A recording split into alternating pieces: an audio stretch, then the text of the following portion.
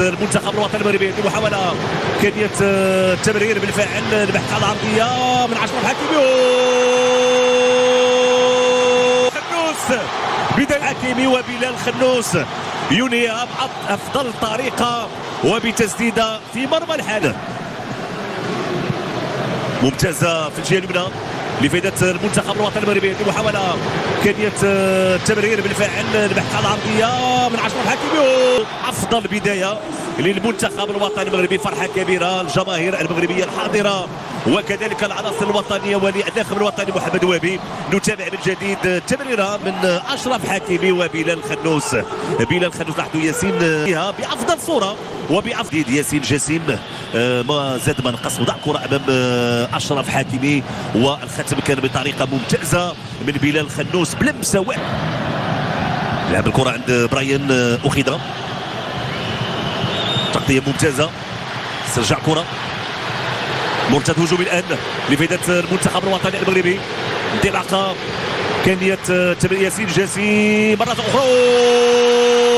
الله الله الله الله، نائل العناوي في المكان المناسب يضع الكرة في الشباك. هدف ثاني لفائدة المنتخب الوطني المغربي.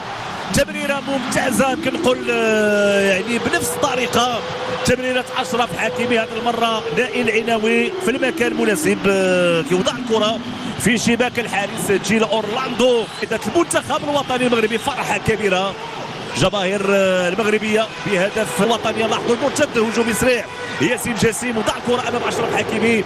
يعني صورة لاحظوا الختم ممتاز من نائل العناوي ياسين جسيم. ونتابع بجديد انطلاقة ديال ياسين جسيم يبرر لاشرف حكيمي.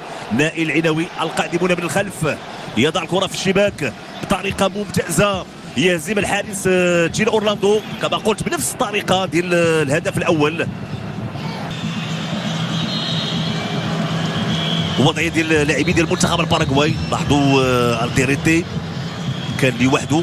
هل كان اذا وضعية تسلل والغاء الهدف. انطلاقة ديال اخوان كاسيريس من جديد. اخوان كاسيريس رفع الكرة في القائمة الثاني خطيرة وهدف اول. تمريرة من اخوان كاسيريس، رجعتوا الكرة من جديد، رفع الكرة في القائمة الثاني الرأسية للاعب كامايرو غوستافو كامايرو، هو اللي تمكن من تسجيل الهدف وبالتالي تذويب الفريق.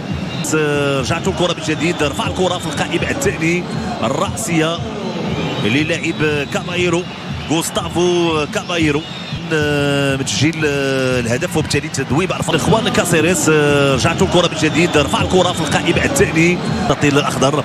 هنا كنتابعوا المحاولة اللي اعطت الهدف، تمريرة من اخوان كاسيريس في القائمة الثاني. المتابعة ديال اللاعب كامايرو غوستافو